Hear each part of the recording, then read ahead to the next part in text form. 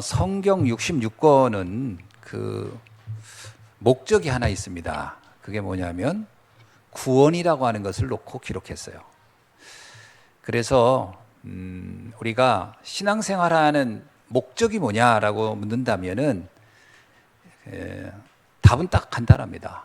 구원받기 위한 거예요. 이거는 성경이 가장 강력하게 주장하고 있는 내용이고요.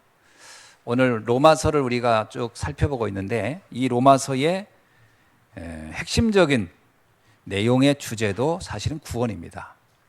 그럼 왜 인간은 구원을 받아야 하느냐 하는 거예요. 인간이 구원을 받아야 할 이유는 행복하지 않기 때문입니다. 이게 문제입니다.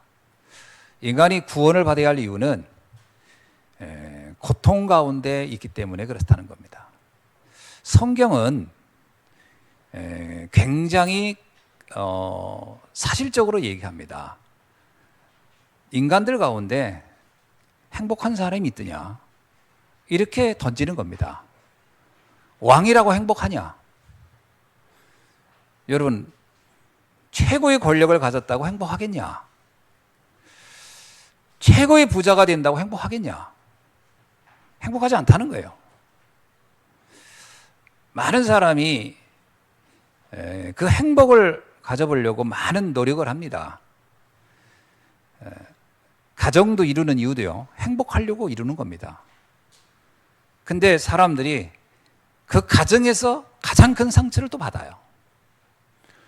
그래서 행복하려고 두 사람이 사랑해서 가정을 이루는데 자칫 잘못하면 두 사람이 가장 큰 상처를 서로 주고 받는 사이가 됩니다.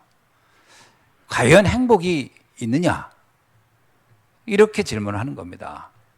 그래서 그 근본적인 문제를 빨리 파악하고 거기에서 빠져나와야 한다. 이게 성경이 말하고 있는 핵심이에요. 그래서 이 부분을 잘 이해 못하면 신앙생활을 이상하게 잘못하게 됩니다. 교회를 다니면서 신앙생활하면서 자칫 잘못하면 이 구원에 관한 부분을 가장 소홀히 할 수가 있어요. 가장 이거에 대해서 무관심할 수 있습니다. 이게 가장 큰 실수요, 문제입니다. 왜냐하면 이 부분을 빼놓고 보면요, 사실은 굳이 신앙생활을 할 이유는 없어요.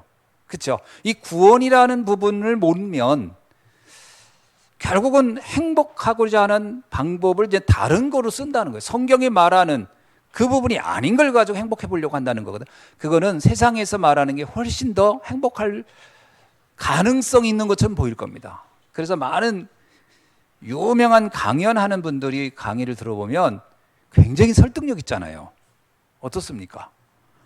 그리고 유명한 스님들이 말하는 거 들으면 어때요?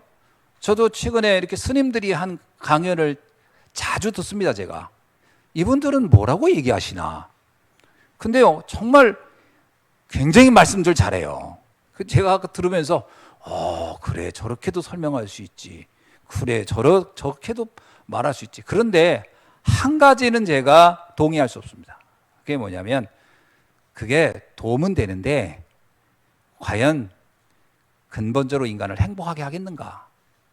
이 부분에 대해서는 의문이 되는 거예요. 왜냐? 성경에서 말하고 있는 것을 저는 진리라고 보고 있기 때문에 그렇습니다. 그러니까 그분들이 하는 얘기가 다 틀렸다, 이 말은 아니에요. 많은 부분이 도움이 되고 공감이 되지만 정말 인간을 근본적으로 행복하게 하는 게 뭘까? 왜 인간은 구원을 받아야 하느냐? 인간은 출발 자체가요, 영적 존재로 창조되어 있기 때문에 그렇다는 겁니다. 이게 영적인 영역이 우리에게 있어요. 그래서 인간이 행복해지려면 이 부분이 회복되어야 되는 겁니다. 영적인 부분이 없이 생각, 정신, 육체로만 구성됐다면 성경이 말하는 내용은 사실은 거짓말이에요. 만약에 인간이 육신적인 것, 정신적인 것, 어떤 마음에 관련된 것, 생각에 관련된 것, 이런 영역으로만 인간이 구성되어 있다. 그러면 성경이 말하고 있는 것은 사실은 거짓말이 되는 겁니다. 들을 필요도 없어요. 크게 도움이 안 돼요. 그러나 인간의 영적인 존재라는 것이 인정이 되는 순간부터는 이야기는 달라지는 거예요. 영적인 존재다 그러면 영적인 영역을 알아야 됩니다. 그 부분을 몰라가지고는요, 뭔가 굉장히 중요한 걸 놓치게 되는 거잖아요. 인간은 원래 영, 혼, 육 이렇게 구성됐다고 성경은 말하고 있어요. 혼은 정신적인 부분이고 육은 육체죠. 근데 영의 부분이 있는데 이 영의 부분을 모른다. 그러면 가장 중요한 부분이 상실됐기 때문에 문제가 올 수밖에 없는 거예요. 우리가 먹는 음식도 영양분이 골고루 돼 있어야 되지, 어느 하나가 결핍되면 반드시 문제가 오는 것처럼 인간에게 영적 부분을 모른다. 그건 그냥 몰라도 돼가 아닙니다. 반드시 그 문제 때문에 인간의 삶에는 치명적인 위기가 닥치게 돼 있다. 이 부분을 말하는 것이 성경입니다. 창세기 1장 17절에 보면요, 인간은 하나님의 형상대로 창조됐다라고 선언하고 있어요. 그리고 인간은 만물을 지배하고 다스릴 능력이 그래서 있는 것이다라고 합니다. 저는 아무리 생각해 봐도요, 이 말이 맞는 거예요. 인간은 돌고래하고 대화가 안 돼요. 그런데 돌고래를 지배할 수 있어요. 그건 단순히 지능 때문에 한다고 볼 수는 없습니다. 인간은 피조물 중에 지배하지 못하는 게 없어요. 왜냐? 하나님이 지배할 능력을 영적인 영역에서 줬기 때문에. 그래서 이 부분이 만약에 정말 중요한 부분을 놓친다 그러면 가장 중요한 걸 다 놓치는 겁니다. 하나님은 하나님의 형상대로 이를 창조했고 이 부분이 회복되어야 비로소 삶의 모든 부분이 정상화된다라고 얘기하고 있는 거거든요. 이 부분이 창세기 3장 사건으로 파괴됐다는 것이 성경의 핵심적인 이야기입니다. 창세기 3장 1절로 6절을 보면 사단이라는 영적 존재에게 속아서 하나님과 맺었던 언약인 선악과의 계약을 파괴하고 완전히 하나님을 모르는 존재가 됐다. 이 이야기는 끊임없이 성경이 말하고 있는 내용이에요. 아마 지난주에 왔던 성도님들은 이 얘기를 지난번 들었을 겁니다. 아니 지금 저와 만난 성도님들이 이 부분을 지금 20년째 30년째 듣는지도 몰라요. 근데 이렇게 들어도요, 우리가 자꾸 놓칩니다. 왜냐? 실제로 우리가 사는 현장에서는 영적인 부분을 말하는 데가 한 군데도 없거니와 실제로 내가 살면서 이 영적인 문제 때문에 이런 나의 삶에 문제가 있다고 연결시키지가 않아요. 이게 연결되지가 않아요. 그래서 이게 계속 들어야 됩니다. 계속 들어서 어느 날 그 원리가 딱 깨달아져야 돼요. 그렇구나. 이래서 내 삶이 계속 무너지는 거구나. 될 듯 하면서 안 되는구나. 이 영적인 부분이 약해지면요, 되는 것도 없고 안 되는 것도 없고 그러면서 안 돼요. 이게 문제입니다. 이 부분이 살아나고 이것을 아는 사람, 하나님은 그 사람을 지금 찾고 있는 거예요. 이 부분을 아는 사람. 누가 아느냐? 그건 우리는 몰라요. 근데 하나님은 그 부분을 깨달을 수 있는 사람을 택했다는 겁니다. 그래서 복음을 들으면요, 희한하게도 지식과 아무 상관없어요. 세상의 지식과 상관없이 그게 깨달아지는 사람이 있어요. 그 사람이 하나님이 택한 사람입니다. 예수님이 오셔서 예루살렘과 갈릴리 바다 여러 군데 메시지를 했습니다. 근데 희한하게요, 똑똑하다는 사람일수록 잘 못 알아들었고 갈릴리의 어부들이 의외로 잘 알아들었어요. 결국 세계는 그들에 의해서 변화되기 시작했습니다. 이렇게 하나님께서 영적인 부분을 깨달을 사람들을 준비해 놨다. 그래서 그들을 통해서 뭘 하기를 원하냐면 그 비밀을 온 세상에 전해서 살리라는 겁니다. 이게 하나님의 목적이에요. 하나님의 목적은 세계를 이 저주와 재앙에서 빼내는 겁니다. 어떻게 해요? 영적인 답으로. 이게 성경이 끊임없이 외치고 있는 내용이에요. 갈대우르라는 곳에 한 사람이 살고 있었어요. 갈대우르는 메소포타미아 문명의 발상지의 도시입니다.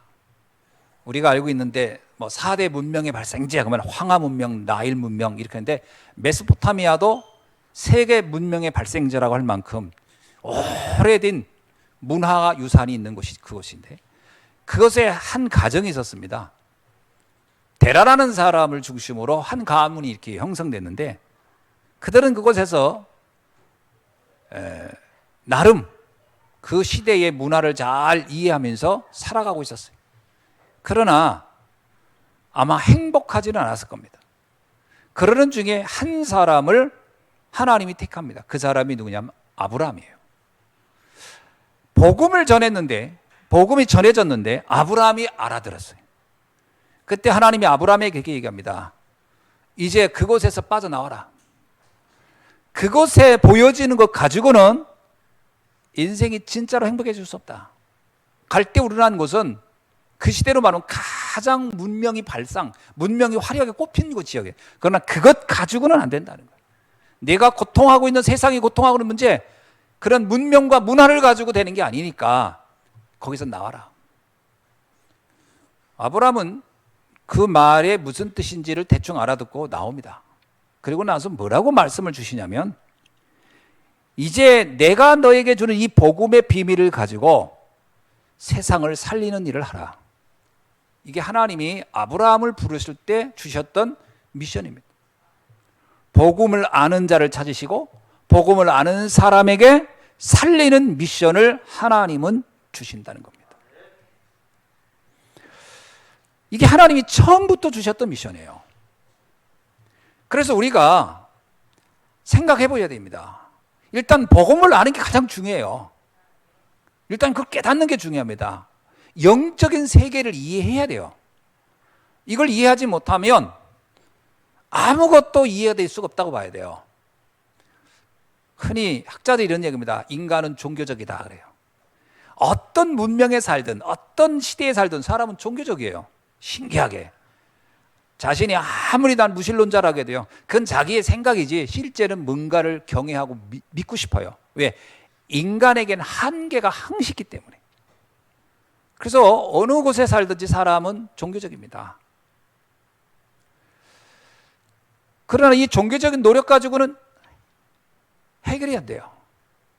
그래서 하나님께서 인간을 창조하신 분만 인간 문제의 답을 가지고 계신 거예요. 그분이 그 답을 말해주면서 이 답으로 네가 행복해질 뿐만 아니라 행복을 전하는 자가 되라. 이거는 예수님이 제자들을 부를 때도 똑같았습니다. 마태복음 4장 19절에서도요. 예수님이 갈릴리 바닷가에서 어부들에게 복음을 전했더니 거기에 반응하는 사람이 있었어요. 그게 베드로와 그의 형제들이었어요. 그때 예수님께서 그 베드로에게 한 얘기입니다. 나를 따라오너라. 내가 너로 사람 낚는 어부가 되게 하리라. 왜 나를 따라오라고 했겠어요? 내가 너희들이 그렇게 답답해하고 있는, 너희들이 그렇게 고민하고 있는 문제의 답이다. 나를 통해 답을 얻게 될 것이고 또 하나 이 답을 전하는 인생이 될 것이다. 이거보다 가치 있는 게 없다고 말씀한 거예요. 베드로는 즉시 그 무슨 말인지 알아듣고요. 성경에 보니까 심지어는 가족하고도 이별하고 그리고 배와 모든 그물을 내려두고 예수님을 따랐다. 이걸 오해하더라고요. 아, 예수 믿으려면 가족들하고 막 이별하고 재산도 다 포기하고 막 그런 게 해야 되는가? 그러니까 그 얘기가 아닙니다. 거기서 말하고 하는 것은요. 지금까지 나를 행복하게 하고 나를 인생에서 가장 행복하게 만들 것 같다라고 하는 여기는 그것이 사실은 행복을 줄 수 있는 요인이 못 된다는 거예요. 그 한계를 빨리 발견하라는 얘기예요. 가족이 나쁘다가 아닙니다. 가족이 결국 내 인생에 과연 진정한 행복의 기원이 되겠느냐라는 거예요. 아까도 얘기했잖아요. 그렇게 행복해서 가정을 이루지만 가정에서 많은 사람들은 상처를 받는다고요. 그래서 가정의 인생의 답을 거기다 걸지 말라는 거예요. 너무 가정 하는 분들도요, 그게 상처입니다, 사실. 그렇다고 거기서 뭐 특별하게 무슨 답이 있느냐? 답도 없어요. 다른 길이 없으니까 거기다가 목을 맹고 있는 것 뿐이에요. 여러분, 우리의 가정도 하나님의 은혜가 임해야 비로소 가정이 에덴의 축복을 회복하게 되는 줄로 믿습니다. 하나님의 은혜가 없는 우리의 노력으로 가정이 행복해질 수 있다? 불가능합니다. 안 됩니다. 그게 착각이에요. 그래서 많은 강사들이 이럽니다. 뭐 비율을 맞춰라, 양보해라, 뭐 헌신해라, 봉사해라, 뭐 용돈을 드려라, 용돈을 받아라. 그래가지고 행복이 올 것 같으면요, 의외로요, 실망하고 상처를 더 받습니다. 이게 참 묘한 거예요. 그래서 베드로가 말한 겁니다. 하나님께서 그곳에서부터 내 중심을 옮기라 이 말이에요. 그물과 배, 그게 경제거든요. 경제가 너를 행복하게 할 것 같으냐? 거기에서 중심을 옮기라는 거예요. 나에게로. 그래야 된다는 거예요. 돈이 인생을 행복하게 하는 게 아니고요, 주 안에서 주어지는 빛의 경제가 주어져야 행복한 겁니다. 돈이 많다고 행복한 게 아니고요, 돈이 많든 적든 영적인 비밀을 알고 나서 경제를 알아야 행복해지는 거예요. 이걸 이해 못하면요, 이게 경제가요, 우리 인생을 완전 노예화시켜요. 평생 나도 모르게 돈 하다가 인생 가는 거예요. 어느 날 보면은요, 내가 정말 돈 때문에 아무것도 못하고 살아갈 수도 있어요. 그 돈 때문에 많은 문제가 생길 수도 있어요. 왜냐하면 그것이 행복의 답이 아니기 때문에 그렇습니다. 자, 그럼 무엇으로 이걸 할 수 있느냐? 주님은 우리에게 이렇게 얘기합니다. 베드로를 부를 때도 그렇고요, 12 사도 70인을 불렀을 때도 마찬가지인데, 너희들에겐 아무것도 없어도 돼. 너는 아무도 너를 돕지 않아도 돼. 나와 함께만으로 충분해. 이게 하나님 말씀하는 답이에요. 여러분, 우리는요, 꼭 누가 있어야 되고 무엇이 있어야 행복할 거라고 생각하지만 도리어 그게 찾지 잘못하면 장애물이 됩니다. 누가 없어도 된다는 거예요. 뭐가 없어도 돼요. 그래서 이것을 nobody, nothing이라고 하는 겁니다. 누가 꼭 있어야 되느냐? 아닙니다. 뭐가 꼭 있어야 되느냐? 아닙니다. 하나님과 내가 함께만으로도 충분하다는 거예요. 모세가 출애굽을 할 때 가장 염려했던 게 그거예요. 어떻게 합니까? 그때 하나님이 뭐라고 하냐면 내가 너와 함께하는 거다. 여호수아가 그럽니다. 제가 어떻게 합니까? 아니야, 내가 너와 함께하는 거야. 이것으로 충분해. 오늘 이 영적 비밀이 깨달아지는 귀한 날이 되길 주의 이름으로 축원합니다. 오늘 바울은 뭐라고 얘기했냐면요, 10장 1절에서 이렇게 얘기합니다. 형제들아, 내 마음에 원하는 바와 하나님께 구하는 바는 이스라엘을 위함이니 곧 그들이 그들로 구원을 받게 함이라. 이게 무슨 얘기예요? 바울이 볼 때 이스라엘 민족은요, 얼마나 하나님을 잘 믿는 것처럼 믿었습니까? 그리고 또 바리새인들, 사두개인들, 제사장들, 그리고 예루살렘에 큰 성전을 지어놓고 그들은 나름 굉장히 열심히 신앙생활을 했어요. 근데 바울이 본 바 뭐라고 봤냐면 그들은 아직 구원이 뭔지를 모른다라는 거예요. 이게 문제입니다. 그 얘기는 뭐예요? 뒤집어 얘기하면 그들은 그렇게 뭔가 종교 생활을 하고 있는데 행복하지 않다는 거예요. 그들은 여전히 뭔가 시달리고 있다라는 거예요. 그들은 뭔가 계속 고통 속에 있다라는 거예요. 이게 문제입니다. 많은 사람들이 교회를 다니면 행복이 올 거라고 생각 아닙니다. 영적 세계를 알아야 되는 거예요. 교인이라는 말이 뭔지 아세요? 교회만 왔다 갔다 하는 사람을 교인이라고 하는 겁니다. 교인이란 말은 교회에 등록된 사람이란 뜻이거든요. 교회 출입한다는 얘기잖아요. 중요한 건 교인이 중요한 게 아니에요. 성도가 돼야 돼요. 성도는 누가 되는 거냐면요, 구별된 사람이란 뜻이거든요. 성자가 거룩할 성자인데 구별된 되었을 때 거룩하다는 말을 쓰는 겁니다. 뭐에 구별됩니까? 세상의 기준과 가치관과 세상이 말하는 것과 구별된 사람. 그럼 어떻게 구별됩니까? 이게 이제 문제예요. 어떻게 구별되냐면, 유대인들은 그 구별을 이렇게 생각했어요. 사람이 뭔가 내가 문제가 있고 어려움이 오면요, 이거를 해결하기 위해서 뭔가 노력을 합니다. 그 노력이 나를 행복하게 만들어주고 나를 구원해 줄 거라는 생각을 하는 거거든요. 근데 그게 유대인들은 어떻게 생각하냐? 종교생활 뭔가 열심히 믿으면 된다고 생각했어요. 뭔가 열심히 봉사 선행을 하고 중요한 양심적으로 살면, 뭔가 규범을 잘 지키고 율법을 지키면 될 거라고 생각을 했어요. 바울이 보니까 아닌 거예요. 그래서 오늘 뭐라고 얘기하냐면요, 2절에 보니까 내가 증언하노니, 이건 내가 봤다는 거예요. 바울은 원래 바리새인이에요. 그래서 처음부터 본 거예요, 유대인들을. 그들이 하나님께 열심은 있으나, 그렇습니다. 하나님에 열심은 있어요. 뭔가 하나님을 잘 믿고 싶은 마음도 있고, 뭔가 정말 내가 이렇게 하면 뭔가 행복해지겠지 하는 소망도 있고 기대도 있다는 거예요. 그러나 그 다음 이야기가 충격적입니다. 올바른 지식을 따른 것이 아니니라. 틀렸다는 거예요. 올바른 지식이 아니야. 지식은 지식이야. 뭔가 아니까, 어디서 들은 것도 있고 배운 것도 있으니까 하는데, 이건 자기 생각이지 하나님이 정한 영적인 원리하고는 상관이 없는 짓을 하고 있다.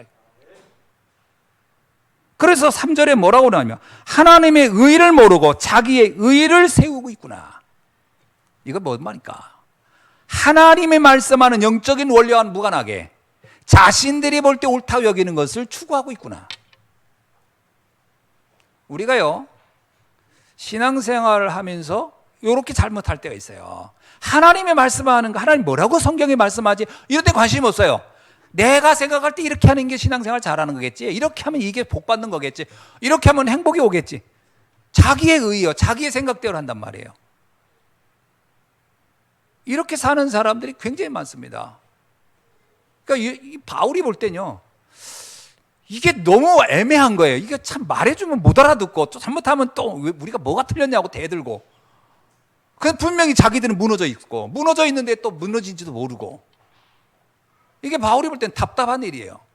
나중에 바울한테요, 바울이 틀렸다고 대들기. 바울은 그래서 나중에 핍박하잖아요.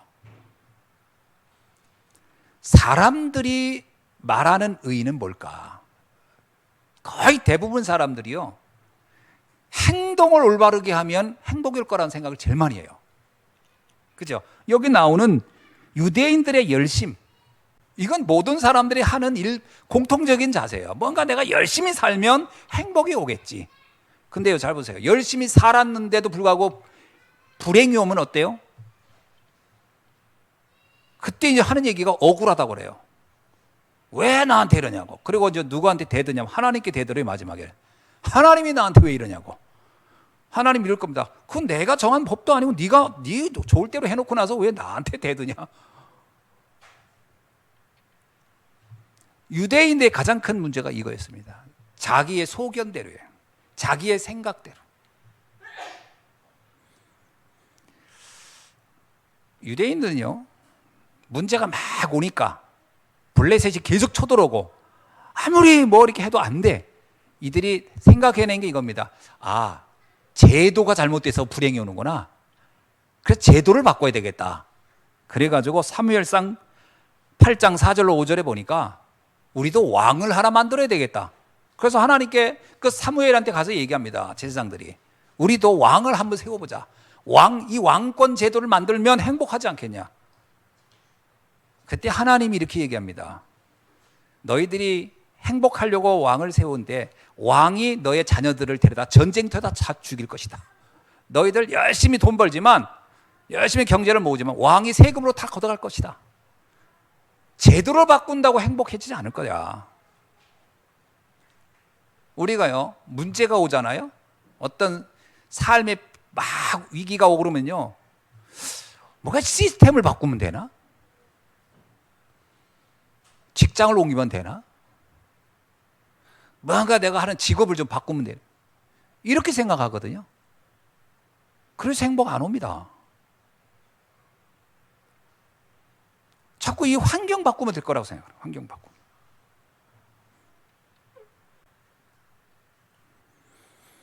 또 하나는 양심의 문제라고 생각해요.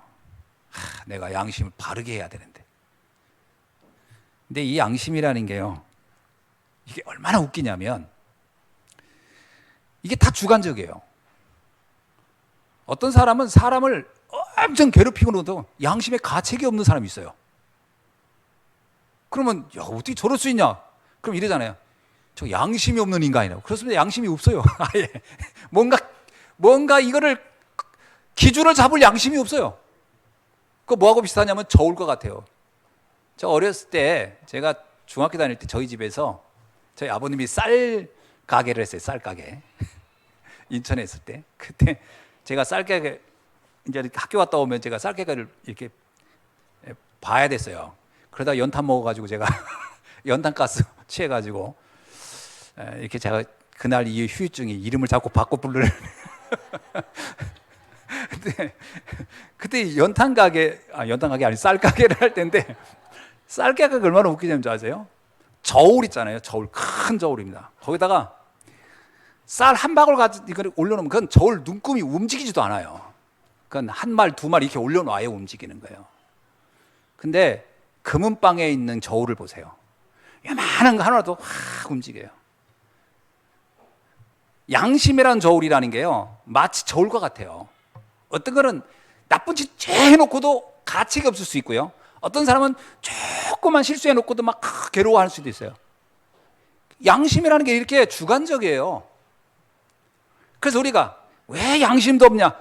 그 말이 맞는 거예요. 양심이 없는 거예요. 그래서 양심 없는 사람 없고 자꾸 양심적으로 하라고 하면 그 사람이 애매해요. 난 양심적으로 했는데 그럽니다. 그 얼마나 그게 주관적인데 이게. 그러니까 이 양심적으로 살아야 된다? 이게 굉장히 이게 애매모호한 겁니다. 사람한테 양심적인 거 기대하지 마세요. 손님들도 정말 천차만별이잖아요. 어떤 때는 이게 뭐 양심이 있나 하는데 그 사람은 아무렇지도 않아요. 그렇습니다. 그게 무슨 기준이 되겠어요?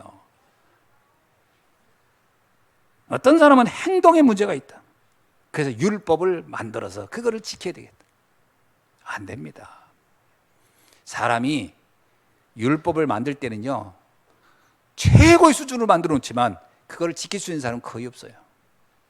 그래서 성경에서 말하기를 율법을 가지고 의로워지려고 하면 결국은 그 율법이 너를 저주로 이끌 것이다. 그게 무슨 얘기입니까?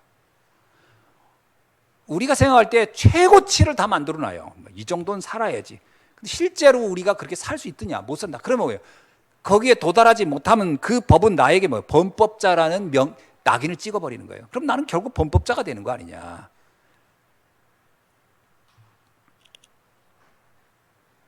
그래서요, 국가법도 그렇습니다. 국가법도 법을 너무 엄하게 만든 나라는 국민이 불행해요.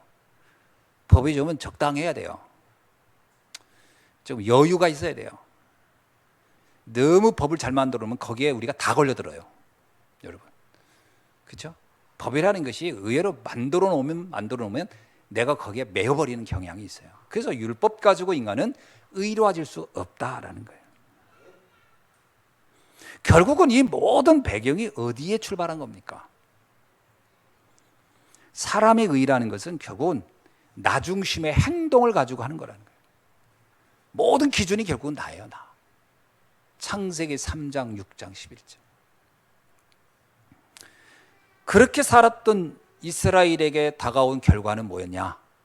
충격적이에도요, 이스라엘에겐 노예, 포로, 속국이라는 7가지 재앙이 계속 온 거예요.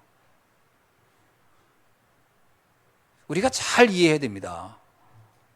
제가 아는 목사님이 이제 그 전에 이게 개방교도소에 가가지고 이렇게 하는 그런 일처럼 뭐 공주교도소도 그렇고 여러 군데 다니면서 이렇게 하시는 목사님이 계셨어요. 근데 그분이 이렇게 하는 얘기가 있어요. 참, 흉악범 해가지고 자기는 굉장히 사람들이 악할 줄 알고 만났는데 의외로 선한 사람이 너무 많다는 거예요. 알고 보면 되게 욱해요. 순간에 그런 그 감정을 조절 못 해가지고 문제를 크게 일으켜서 온 사람들이 의외로 많다는 거예요. 참 보면 안타깝다 이런 얘기를 하더라고요. 이스라엘 백성이 그렇게 열심히 최선을 다해서 제도를 만들고 율법을 만들고 살았는데 어느 날 그 자신도 알지 못한 영적 문제로 그들은 노예, 포로, 속국이라는 저하주의에 확 빠져버린 거예요. 그래서 바울이 말하는 거예요. 인간이 행위를 가지고 행복해지려고 하는 것은 불가능하다는 거예요. 어떻게 해야 되느냐? 여기 나옵니다. 하나님의 의를 알아야 된다는 거예요. 하나님의 의를 알면 비로소 인생의 그 저주와 재앙에서 빠져나온다는 거예요. 이게 성경이 말하고 있는 비밀입니다. 근데 이거를 뭐라고 하냐면 비밀이라는 거예요. 이게 숨겨진 비밀이에요. 하나님의 의는 뭘까요? 오늘 4절에 보니까 뭐라고 얘기하냐면 그리스도는 모든 믿는 자에게 의를 이루기 위하여 율법의 마침이 되셨느니라. 의는 하나님이 주시는 겁니다. 인간이 의롭게 될 수 있는 것은 우리의 노력의 결과가 될 수 없어요. 하나님의 은혜로만 된다. 빌립보서 3장 9절에서 이렇게 되면 내가 가진 의는 율법에서 난 것이 아니요 오직 그리스도를 믿음으로 말미암아 된 것이니 곧 믿음으로 하나님께로부터 난 의라. 우리가 구원을 받는 것은요 우리의 행위의 결과가 아닙니다. 우리가 행복해질 수 있는 것은 내 노력의 결과가 아니에요. 하나님이 주시는 비밀을 알아야 행복해지는 거예요. 비유가 적절한지는 모르겠습니다만 애완동물이 행복해지려면요 애완동물이 노력해야 되는 게 아니에요. 주인을 잘 만나야 되는 거예요. 그래야 애완동물은 행복한 거예요. 그죠? 악한 주인 만나면 죽어납니다. 인간이 행복할 방법은 내가 노력해야 되는 게 아니고요 우리의 참된 주인 되시는 하나님의 은혜 속에 있어야 되는 거예요. 로마서 5장 8절에 뭐라고 얘기하냐면 이렇게 얘기합니다. 우리가 아직 죄인 되었을 때에 그리스도께서 우리를 위하여 죽으심으로 하나님께서 우리에 대한 자기의 사랑을 확증하셨느니라. 하나님의 의의 키는 핵심은 그리스도입니다. 그래서 로마서 10장 4절에 이렇게 얘기합니다. 그리스도는 모든 믿는 자에게 의를 이루시는 비밀이다. 그리스도를 알면 알수록요 우리가 불행의 끈, 저주의 끈, 재앙의 끈에 그 올무 함정 틀에서 빠져나오는 겁니다. 이게 성경이 말하고 있는 핵심이에요. 이걸 안 믿는 사람도 있고 거부하는 사람도 있겠지만 저는 성경을 통해 보면서요 이게 가장 큰 확실한 답이고 진리다 저는 확신이 있습니다. 갈라디아 2장 16절에 이렇게 얘기합니다. 사람이 의롭게 되는 것은 율법의 행위가 아니다. 오직 예수 그리스도를 믿음으로 말미암는 것이다. 이는 우리가 율법의 행위로서가 아니고 그리스도를 믿음으로써 의롭다함을 얻으려 함이니 율법의 행위로서는 의롭다함을 얻을 육체가 없느니라. 이 말은 쉽게 말하면 이렇게 얘기합니다. 그리스도 안에 있어야 인간은 행복해진다는 거예요. 그리스도를 아는 만큼 인간은 행복해져요.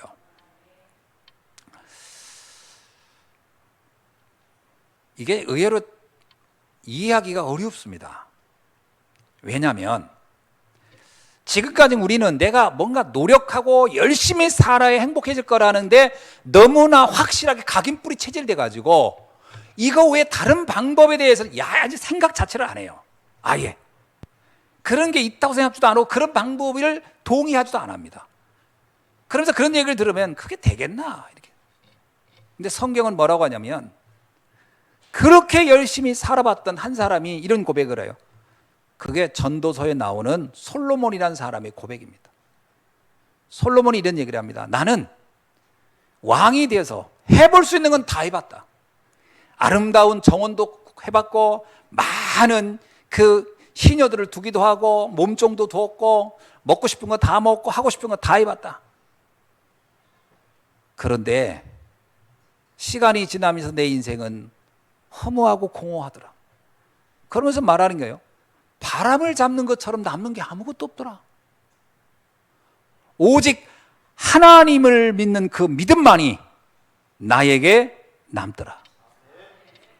저는요, 솔로몬이라는 사람이 황제였고 어마어마한 부귀 영화를 다 누렸던 사람이 그런 얘기를 합니다.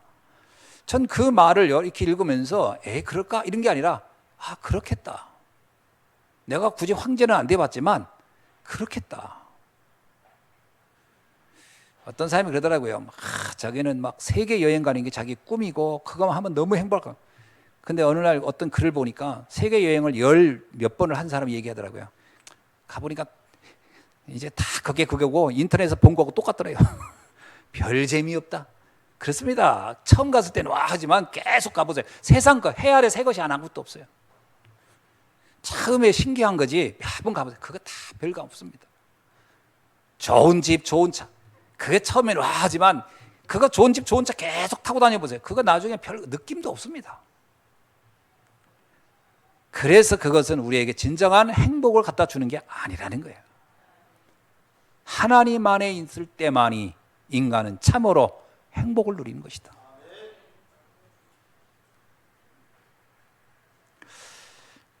이 비밀을 실제로 나의 것으로 하는 비밀을 성경에만 기록되어 있습니다. 그러면 어떻게 그리스도의 그 축복이, 그리스도의 그 은혜가 나의 것이 될 수 있는가?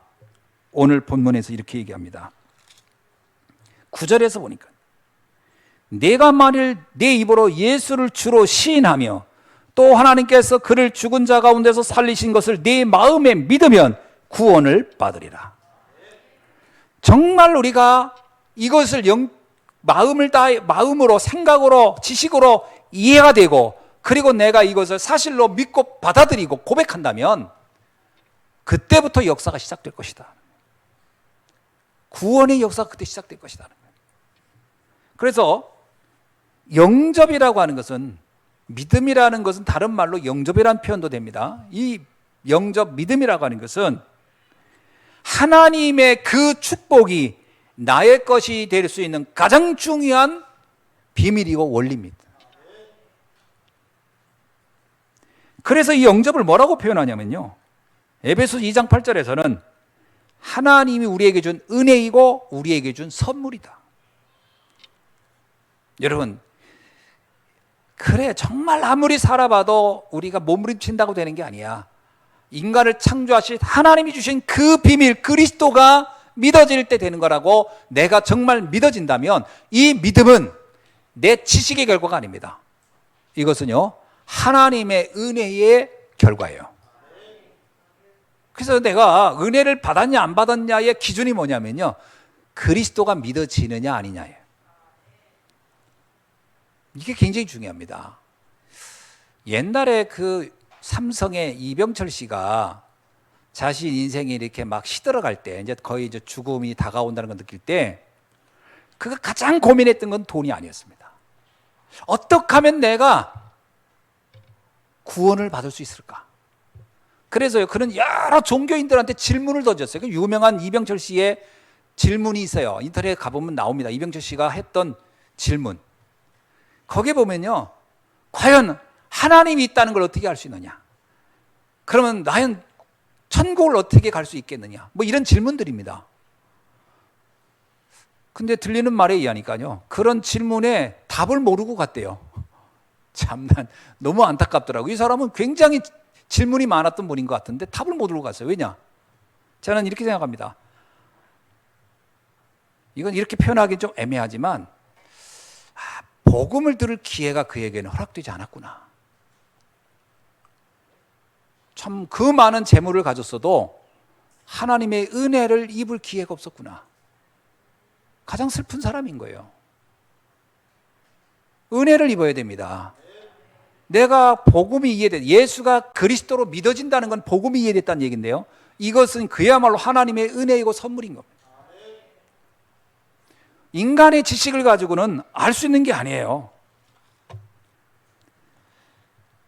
고린도전서 1장 21절에 이런 말씀이 있습니다. 하나님의 지혜에 있어서는 이 세상이 자기 지혜로 하나님을 알지 못하므로. 그렇습니다. 세상의 지식을 가지고는 하나님을 알지 못해요.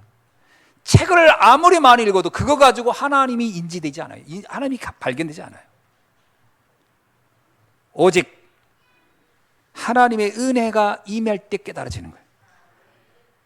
그래서 2장 4절에 이런 말씀이 있잖아요.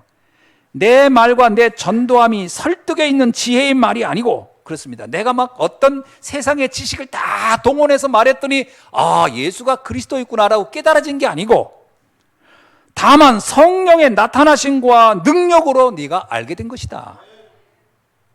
그래서 그리스도가 이해되는 건요, 하나님의 은혜이고 선물입니다. 그리고 이것은 우리가 구원받는 유일한 방편이에요. 로마서 10장 9절로 13절에서 그 얘기하잖아요. 내가 만일 내 입으로 예수를 주라 시인하며 또 내 하나님께서 그를 죽은 자 가운데서 살리신 것을 내 마음에 믿으면, 예수가 그리스도라는 것이 정말 믿어지면 구원을 받으리라. 사람이 마음으로 믿어 의에 이르고 입으로 시인하여 구원에 이르느니라. 이 비밀이 내가 딱 깨달아지는 날 나에게 이루어지는 사건이 있습니다. 뭐냐면 하나님의 자녀가 되는 신분에 변합니다. 요한복음 1장 12절에요. 영접하는 자, 그의 이름을 믿는 자들에게는 하나님의 자녀가 되는 권세를 주셨느니라. 영접하는 사람에게 일어나는 일이 있습니다. 하나님의 아들이 있는 자에게는 악한 영들이 그를 공격할 수 없다는 겁니다. 하나님의 자녀가 된 자는 천군 천사의 도움 속에 살아가는 은혜가 임하게 됩니다. 이건 영적인 세계예요. 그래서 영접을 했다는 것은, 내가 구원을 받았다고 하는 것은 우리 인생의 모든 운명이 바뀌는 사건이 시작된 겁니다. 그날로부터 인생은 달라지는 거예요. 그래서 이 비밀을 정말 아는 사람은 세상에서 이거보다 중요한 게 없다는 걸 알게 돼요. 그래서 복음보다 중요한 게 없고 전도보다 시급한 건 없습니다. 복음보다 중요한 게 없고요, 이 복음을 전하는 것보다 시급한 게 없다니까요. 그래서 예수님도 디모데에게 이렇게 얘기합니다. 때를 얻든지 못 얻든지 항상 이 복음을 전하라. 왜냐하면 이거 외에는 중요한 게 없기 때문에, 시급한 게 없기 때문에 그렇습니다. 오늘 본문에서도 바울은 이렇게 얘기합니다. 뭐라고 얘기하냐면요, 13절에 보니까 누구든지 주의 이름을 부르는 자는 구원을 받으리라. 그런데 그 누구든지 주의 이름을 부르려면 반드시 믿어야 될 텐데, 그게 저절로 믿어지느냐는 거예요. 아니라는 거예요. 복음을 들었어야 믿을 거 아니냐. 그럼 복음을 들었다는 얘기는 누군가가 전해줬어야 될 거 아니냐. 전해주는 자가 있어야 듣고 들어야 믿을 거 아니냐. 그래야 그때 구원받지 않겠느냐. 그렇다면 복음을 전해주는 사람보다 축복된 사람이 어디 있겠느냐. 그러면서 이렇게 얘기합니다. 17절에 보니까 우리가 구원을 받는 믿음이 언제 생겼냐? 복음을 들었을 때 생겼다. 여러분, 난 잘 모르겠다. 나는 예수가 그리스도인 것 같기도 하고 아닌 것 같기도 하고 참 잘 모르겠다 라고 하십니까? 그런 분이 계십니까? 말씀을 들어보세요. 어떤 말씀이요? 복음의 말씀을. 어느 날 믿어집니다. 아, 그렇구나. 그날로부터 인생은 달라지기 시작할 거예요.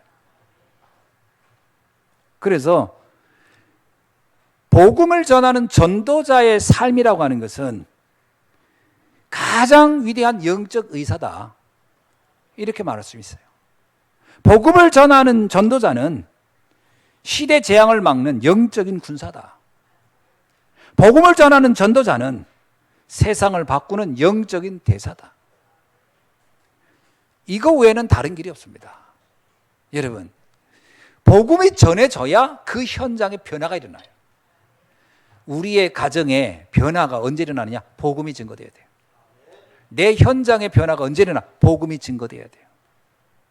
그래서 복음을 전한 자, 복음을 들은 자가 그곳에 있을 때부터 그 현장은 변화가 일어나게 되어 있습니다. 왜냐하면 말씀은 살아있고 운동력이 있기 때문에 하나님의 말씀이 들어가면 변화시키지 못할 게 없는 거예요.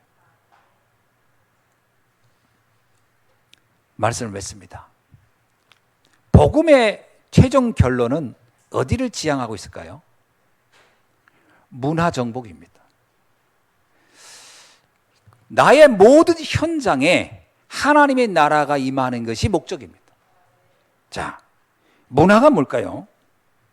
문화라는 것은 삶의 모든 체계들이 나름 논리를 가지고 세계화를 가지고 어떤 체계를 가지고 정착돼서 하나의 그 원리대로 돌아가는 게 문화입니다.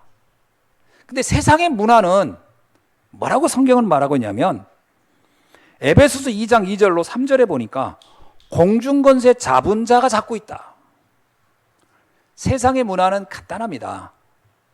창세기 3장, 6장, 11장으로 돼 있어요. 그래서 철저하게 나 중심, 물질 중심, 성공 중심, 이게 세상 문화예요.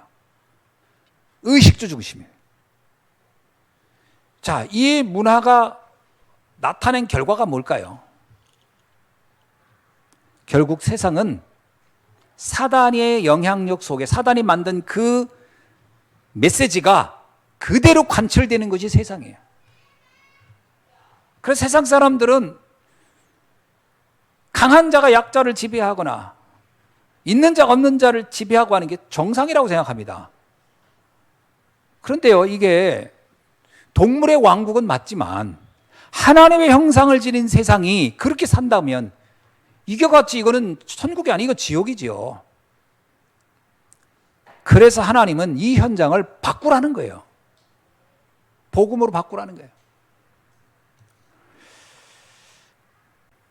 흑암 문화가 가지고 있는 이 논리를, 이 일종의 어떤 흐름을 뒤바꾸는 비밀이 있어야 된다는 거예요. 이게 복음 외에는 못 바꿉니다. 예수님께서 이 땅에 오셔서 이렇게 얘기합니다. 마가복음 10장 45절. 많은 사람을 살리기 위하여 대속물로 오셨다. 여러분, 세상은 강한 자가 세상을 지배하러 오지 자기가 죽으러 온다? 이것 자체가 말이 안 맞는 거예요. 근데 하나님은 세상의 이 강자가 지배하는 세계의 흐름을 완전 근원부터 바꾸기 위해서 주님은 스스로 죽음이라는 길을 택하서 와서 대속제물로 되어서 이 흐름을 바꾸겠다는 거예요. 빌립보서 2장 7절에 이렇게 얘기합니다. 그분은 하나님과 동등된 분인데 자기를 비워 종의 형체를 가지고 사람과 같이 되셨다. 이것은 흑암이 정복한 세상, 사단이 붙잡고 있는 이 논리와 체계와 세계관을 근본적으로 뒤집을 방법을 하나님은 택하셨다는 거예요. 그것이 그리스도의 십자가의 사건입니다. 흑암 문화를 어떻게 바뀔까요? 예수님께서 제자들에게 이런 충격적인 얘기를 했어요. 제자들은 서로 누가 높은 자리에 오를까? 누가 인정받을까? 누가 더 높은 위치와 권위를 누릴까? 이런 생각할 때 제자들에게 이런 얘기를 했어요. 마태복음 5장 39절로 41절에서요. 아마 여러분도 들었을 겁니다. 누구든지 내 오른뺨을 치거든 왼편도 돌려대라. 너를 고발하여 속옷까진 가지고자 하거든 겉옷까진 가지게 해라. 그가 너를 억지로 오리를 가자고 하거든 너는 심리를 동행해 줘라. 들어보셨죠? 이대로 하면 살아남겠어요? 이쪽을 때리면 이쪽도 때려. 억지로 고발해서 내 재물을 뺏으려고 했더니 더 줘라. 이게 무슨 얘기입니까? 이 이야기는요, 이대로 실천하라는 말이 아니에요. 이거는 세상 사람의 일반적인 인생관, 세계관과 정반대되는 얘기를 한 거예요. 높고 자느냐? 낮아져라. 상석에 앉지 말고 하석에 앉아라. 이 말은 뭐예요? 사람들이 이 흑암이 붙잡고 있는 세상의 이 흐름을 바꿀 수 있으려면 이런 눈을 갖지 않으면 안 된다는 거예요. 이래야 이 세상 흐름이 바뀌어진다는 거예요. 요셉은 노예로 갔는데요, 거기서 자기가 군림하려고 하지 않습니다. 철저하게 섬김을 들어갑니다. 그게 그 보디발 가정을 뒤바꾸는, 흑암을 뒤바꾸는 역사였어요. 그거는 비굴한 게 아닙니다. 답을 아는 사람은요, 그거는 흥미로운 현장이지 비참한 게 아니에요. 근데 이 답을 모르면 비굴하게 되고 비참하게 되는 거예요. 무슨 얘기인지 이해되십니까? 이건 단순히 희생을 말하는 게 아닙니다. 세상을 장악해 움직이는 사단의 속임수를 근본적으로 무너뜨린 비밀을 말하고 있는 거예요. 사람들은 강한 자가 돼서 군림하려고 하는데 그렇게 세상이 변하는 게 아니에요. 낮은 곳에서 섬겨봐라. 어떻게 세상이 바뀌는지. 그 논리를 얘기하고 있는 거예요. 왜 예수님이 하나님과 동등된 분이 인간으로 왔을까요? 어떤 분은 그러더라고요. 하나님이 차라리 하늘에서 구름 타고 다니면서 말 안 듣는 것들 번개 내려가지고 하나씩 딱 이렇게 샘플로 하나씩 죽이면 무서워서 다 믿을 거 아니냐. 그게 과연 신앙이겠습니까? 그건 공포지. 그건 공포 자체지. 그리고 하나님이 너는 내 아들이야. 하나씩 죽여가면서 너는 내 아들. 그게 하나님과 우리 사이의 정상적인 관계입니까? 하나님은 철저하게 내려왔습니다. 사단이 지배하는 세계 원리를 다 뒤집어버렸어요. 그리야 하나님 나라가 임한다는 겁니다. 여러분, 우리가 성도가 됐다는 건 뭐죠? 세상이 모르는 답을 가진 사람이에요. 세상 사람들이 절대 이해할 수 없는 최고의 비밀을 아는 사람들이. 그 비밀이 뭡니까? 하늘 그 땅의 권세를 가진 주님이 나와 함께하는 거예요. 이 비밀을 가지고 여러분이 조용히 누룩처럼 들어간다면 세상은 다 바뀔 것입니다. 예수님이 그러잖아요. 누룩처럼, 겨자씨처럼 조용히 파고들어라. 세상은 바뀔 것이다. 하나님의 나라가 임할 것이다.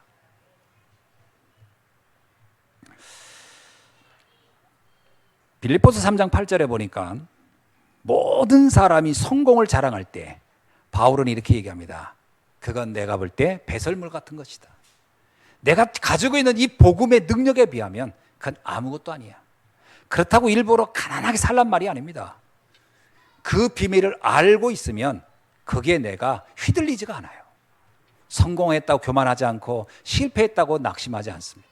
이 비밀을 알고 있어요. 그래야 하나님 나라가 임해지는 겁니다.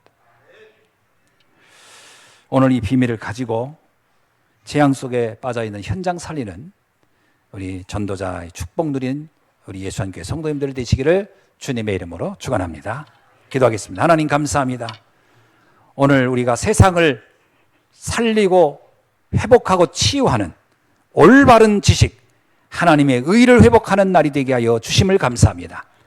오늘 주신 말씀 붙잡고 굳게 이 언약 붙잡고 세상 살리는 주역이 되도록 인도하여 주옵소서. 예수 그리스도의 이름으로 기도하옵나이다. 아멘.